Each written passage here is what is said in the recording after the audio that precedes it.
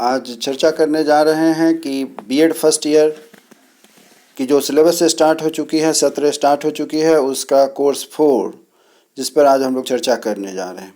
तो आइए, आप सभी प्रशिक्षुओं का जो नए सत्र में एडमिशन लिए हैं हमारे इस YouTube channel at educational platform में बहुत बहुत स्वागत है।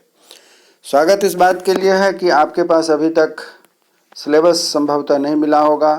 ज़्यादातर ऐसे बच्चे हैं, स्टूडेंट हैं, प्रशिक्षु हैं, या यूनिवर्सिटी के वेबसाइट पर जाकर के आप जब सिलेबस को अपलोड करते हैं तो आप वहां से पाते हैं कि हिंदी मीडियम के जगह इंग्लिश मीडियम में मिलता है। और हमारे यहाँ बहुत सारे ऐसे छात्र छात्रा प्रशिक्षु हैं जो हिंदी मीडियम के हैं और उनके लिए दिक्कत हो जाती है और वे हिंदी में सिलेबस खोजते रहते हैं। इन्हीं की समस्याओं को समाधान करने के लिए, प्रॉब्लम को सॉल्व करने के लिए हमने यह प्रयास किया है कि कोर्स 4 जो आपका है उस पर आज चर्चा कर रहे हैं। इसके पहले एपिसोड में आपने देखा होगा कि कोर्स 1, 2, 3 का मैंने अपलोड कर दिया हुआ है और ये कोर्स 4, 5, 6 का इसमें होगा। अगर आप हमारे साथ जुड़े रहना चाहते हैं, नए हैं, तो कृपया हमारे इस यूट्यूब चैनल को सब्सक्राइब करें, जहां से बीएड, डीएलएड के साथ साथ सीटेट, बीपीएससी की जो परीक्षाएं होने वाली हैं तथा शिक्षा जगत और रोजगार जगत से जुड़े और भी बहुत सारी सूचनाएं आपको मिलती रहेगी। उसके लिए आपको हमारे इस यूट्यूब चैनल को सब्सक्राइब करना होगा। या आप शुरू से आखिरी तक यदि वीडियो से जुड़े हैं तो हमारे इस वीडियो के महत्व को समझेंगे, इसी उम्मीद के साथ कि आप हमारे साथ इस वीडियो में शुरू से आखिरी तक निश्चित रूप से जुड़े रहेंगे और आपके लिए यह जो हमारा प्रयास है निश्चित रूप से सार्थक होगा। चलिए आगे बढ़ते हैं।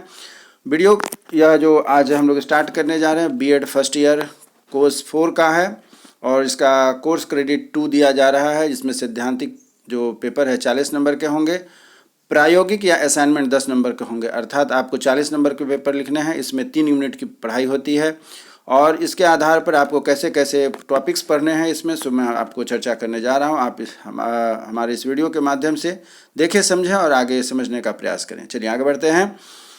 कोर्स 4 है जिसको कहते हैं कि पाठ्यचर्या में भाषा। पाठ्यचर्या में भाषा इसका नाम दिया गया है। यूनिट 1 में आपको पढ़ना है कि अधिगमकर्ता एवं उसकी भाषा। अधिगमकर्ता किसे कहते हैं? जो सीखता है। आप अभी अधिगमकर्ता है, बीएड फर्स्ट ईयर में अधिगमकर्ता हैं। बच्चों को जहाँ पढ़ाने जाते हैं बच्चे अधिगमकर्ता होते हैं, ठीक है। अर्थात सीखने वाला कोई भी व्यक्ति जो होगा वह अधिगमकर्ता होगा, लर्निंग करता है। तो अधिगमकर्ता एवं उसकी भाषा। भाषा कैसी होनी चाहिए? आप सभी, हम सभी जानते हैं कि भाषा निश्चित रूप से सरल होनी चाहिए, तभी समझ में आती है और समझाने में भी आसानी होती है। इसका पहला यूनिट है, यूनिट 1 का पहला टॉपिक है कि भाषा का अर्थ। भाषा का अर्थ में हम लोग पढ़ेंगे विभिन्न रूप, पद्धति एवं विशेषताएं।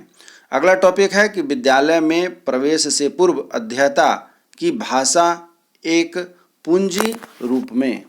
एक पूंजी रूप में। तीसरा पॉइंट है स्किनर, चॉम्स्की, पियाजे और वाइगोत्स्की के विशेष संदर्भ में बच्चे भाषा कैसे सीखते हैं। बच्चे भाषा कैसे सीखते हैं।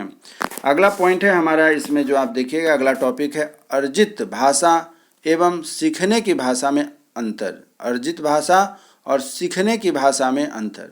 अगला पॉइंट है जो नेक्स्ट टॉपिक होगा, भाषा, अर्जित भाषा एवं सीखने की भाषा में अंतर है। अगला टॉपिक है भाषा का सामाजिक एवं सांस्कृतिक संदर्भ, भाषा एवं लिंग, भाषा एवं अस्मिता, भाषा एवं शक्ति तथा भाषा एवं वर्ग। वर्ग यानी कि समाज भी उसको कहा जाता है। अगला टॉपिक है भाषा का राजनीतिक संदर्भ, बिहार तथा भारत हेतु बहुभाषीय संदर्भ में भाषा से संबंधित भारत में संवैधानिक प्रावधान। ये थे यूनिट 1 से संबंधित सारे टॉपिक। मैं उम्मीद करता हूँ कि आपको समझ में आ रहा होगा। चलिए अब आगे बढ़ते हैं। यूनिट 2 से संबंधित कुछ मुख्य टॉपिक है जिस पर कि हम लोग चर्चा कर रहे हैं, अभी देखेंगे आप। अगला टॉपिक है यूनिट 2 से कि विद्यालयी पाठ्यचर्या की भाषा। विद्यालयी पाठ्यचर्या में भाषा। तो इसमें देखिए क्या कहा जाता है। पहला टॉपिक है घरेलू एवं स्कूली भाषा। समझने का माध्यम। समझने का माध्यम अर्थात बच्चों को कैसे समझाएंगे। तो बच्चों की अपनी भाषा होती है। बच्चों की अपनी भाषा से अभिप्राय है बच्चे घर से जब चलते हैं तो उनके माता पिता जिस ढंग से उनको समझाए होते हैं और बच्चों की अपनी एक अंडरस्टैंडिंग होती है, इसीलिए कहा गया है कि बच्चों की अपनी एक भाषा भी होती है और बच्चों की अपनी एक समझ भी होती है, इसीलिए कहा गया है कि समझने का माध्यम। अगला टॉपिक है सीखने में भाषा का केंद्रीकरण। भाषा में सीखने में भाषा का केंद्रीकरण।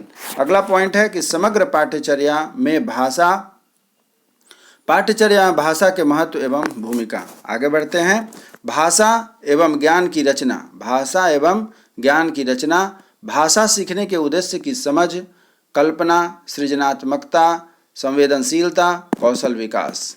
ठीक है, आगे बढ़ते हैं। नेक्स्ट टॉपिक है कि स्कूली भाषा, स्कूली विषय की भाषा जिसे सीखना एवं संप्रेषण के रूप में भाषा का अंतर भी कहा जाता है। अगला पॉइंट है अनुदेशन के माध्यम का समीक्षात्मक समालोचना, स्कूल के विभिन्न पंजीकृत विषय। और अगला टॉपिक है बहुभाषी वर्ग कक्ष, बहुसांस्कृतिक जागरूकता एवं भाषा शिक्षण। तीसरा यूनिट है जो आखिरी यूनिट है, जहाँ भी 40 अंक के पेपर होंगे, वह 3 यूनिट का विषय होता है। चलिए आगे बढ़ते हैं। यूनिट 3 क्या कहता है?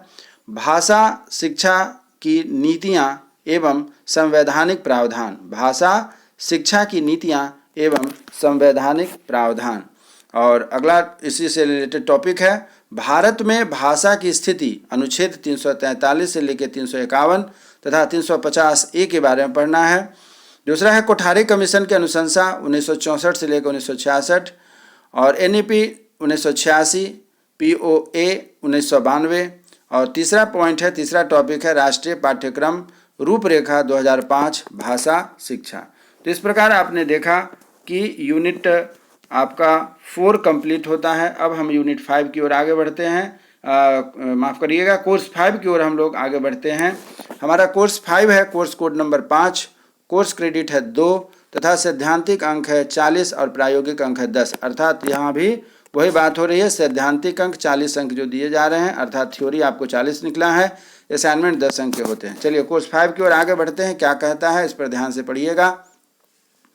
कोर्स 5 है कि अनुशासन एवं विषयों की समझ, understanding about discipline and subject. इस पर हम लोग आज चर्चा करने जा रहे हैं। कोर्स 5 कहता है, यूनिट 1 में है कि अनुशासन एवं विषयों के मूलभूत समझ। अनुशासन एवं विषयों की मूलभूत समझ, इसका पहला टॉपिक है अनुशासन क्या है और अनुशासन की अवधारणा का इतिहास।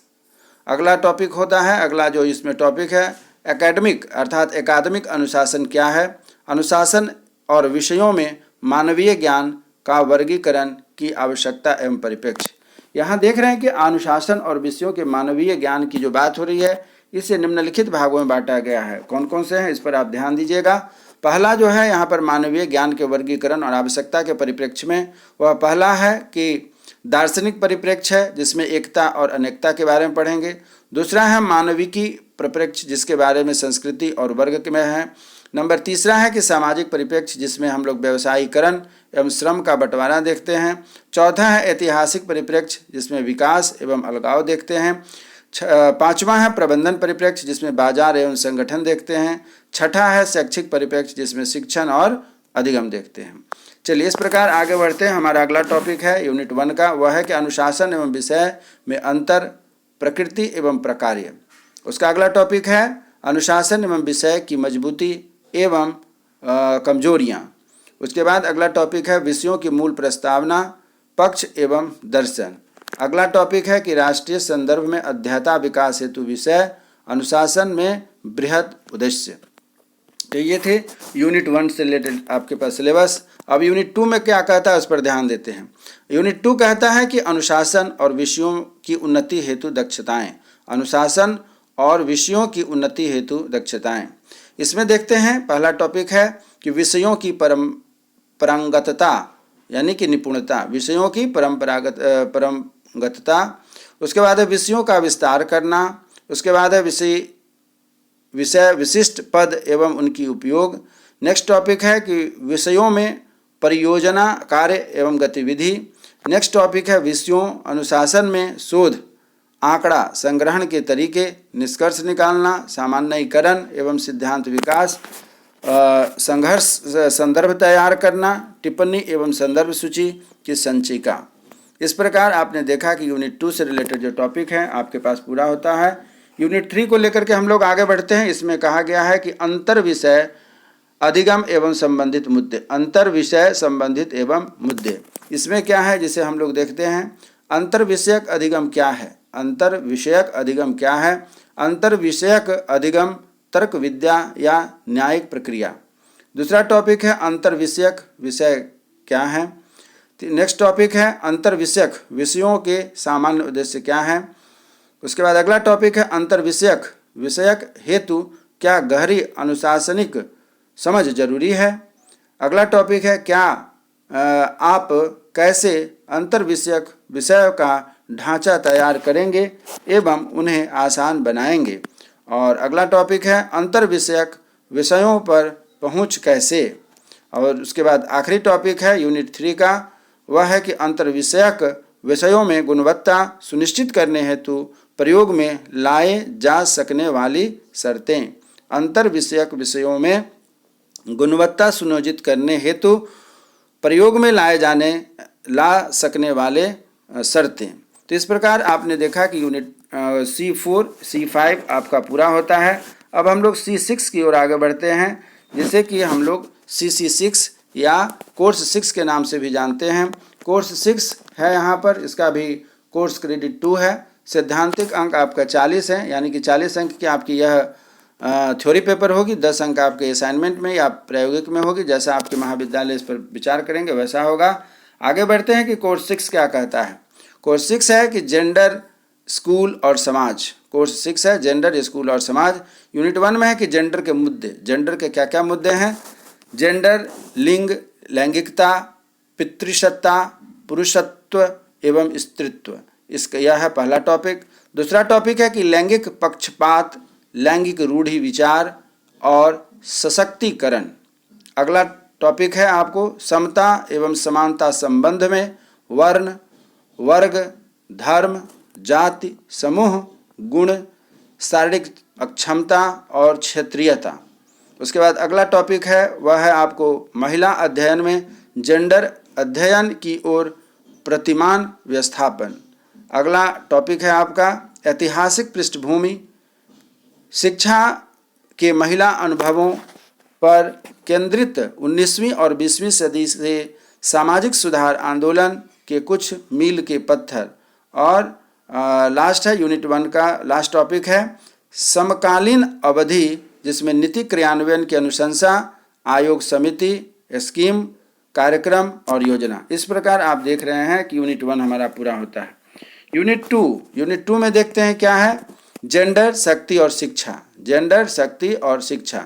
इसका पहला टॉपिक है जेंडर और शिक्षा के सिद्धांत, भारतीय संदर्भ के अनुप्रयोग, जिसमें हम मुख्य बिंदु देखते हैं समाजीकरण के सिद्धांत, जेंडर विभिन्नता, संरचनात्मक सिद्धांत, विखंडन का सिद्धांत। उसके बाद पुनः आगे बढ़ते हैं। नेक्स्ट टॉपिक है जेंडर अस्मिता, पहचान, समाजीकरण प्रक्रिया। उसके बाद है परिवार, स्कूल, अन्य औपचारिक तथा अनौपचारिक संगठन। तथा तीसरा टॉपिक है बालिका विद्यालयीकरण, जिसमें असमानता एवं व्यवधान, जिसके अंतर्गत पहुंच, ठहराव और निराकरण के मुद्दे आते हैं। चलिए आगे बढ़ते हैं। यूनिट नंबर 3 जो कि इसका आखिरी यूनिट होता है, उस पर हम लोग चर्चा करने जा रहे हैं। कोर्स 6 है आपका और क्रेडिट 2 है और 40 अंक के पेपर हैं, इसलिए यूनिट 3 तक ही इसमें पेपर होंगे, विषय होंगे और टॉपिक्स होंगे। आगे बढ़ते हैं। क्या है यूनिट नंबर 3, पाठ्यचर्या में जेंडर के मुद्दे। पाठ्यचर्या में जेंडर के मुद्दे, जिसका पहला टॉपिक है जेंडर, संस्था एवं संस्कृति, वर्ग, वर्ण, धर्म और क्षेत्र के प्रतिच्छेद। नेक्स्ट है पाठ्यचर्या एवं जेंडर है प्रश्न। नेक्स्ट टॉपिक है आज़ादी के समय से पाठ्यचर्या की रूपरेखा में जेंडर की रचना, एक विश्लेषण करना है इन सबों में से। नेक्स्ट टॉपिक है जेंडर और प्रक्ष पाठ्यचर्या। नेक्स्ट है पाठ्यवस्तु और संदर्भ जेंडर, जिसमें कि पाठ्यवस्तुओं का अन्य संकायों के साथ प्रतिच्छेदना, वर्ग कक्ष प्रक्रिया, शिक्षा शास्त्रीय विचारों का समावेश। नेक्स्ट टॉपिक है शिक्षक, जिसे परिवर्तन की अभिकर्ता भी कहते हैं। और लास्ट है जीवन कौशल और लैंगिकता। जीवन कौशल और लैंगिकता। तो आपने देखा कि यहाँ यूनिट आपके पास C3 से लेकर के C6 तक इस वीडियो में अपने जो सिलेबस है उसको आपके पास हिंदी मीडियम से लेकर के प्रस्तुत हुए हैं। अब अगले वीडियो में हम आपके लिए EPC 1, 2, 3 को लेकर के आएंगे तथा साथ ही साथ उसके अगले वीडियो में आपके लिए मैं आपके जो कोर्स कोड हैं, कोर्स कोड से अभिप्राय मेरा मेथड पेपर है, और उससे संबंधित जो सिलेबस होगा उसका एक स्पेशल अलग से वीडियो बनेगा, जिससे आप पूरा का पूरा लाभ लेंगे। अब यही आपसे कहना है कि यदि हमारा यह वीडियो आपको अच्छा लगा और हमारे इस वीडियो की उपयोगिता आगे आप देखना चाहते हैं तो हमारे इस YouTube चैनल एजुकेशनल प्लेटफॉर्म को सब्सक्राइब करें, लाइक करें, शेयर करें, जिससे कि आपके शिक्षा संबंधी जो भी समस्याएं हैं, रोजगार संबंधी तथा शिक्षा जगत से जुड़ी हुई जो भी समस्याएं हैं, उसका मैं आपका समाधान कर सकूं। चलिए, इसी उम्मीद के साथ कि आप स्वस्थ रहेंगे, मन लगाकर पढ़ाई करेंगे तथा हमारे साथ बने रहेंगे। तब तक के लिए जय हिंद, जय भारत।